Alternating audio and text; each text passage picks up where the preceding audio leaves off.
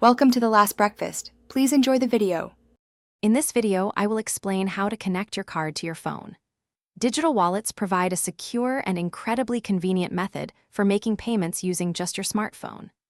This process primarily relies on near-field communication, or NFC technology, which is built into most modern phones.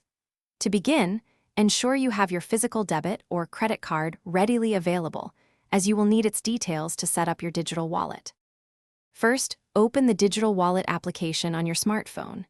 This is typically pre-installed and might be called Apple Wallet on iPhones or Google Wallet on Android devices.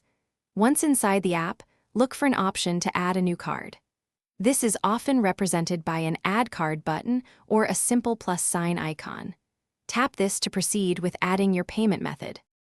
Now you have two main ways to input your card information.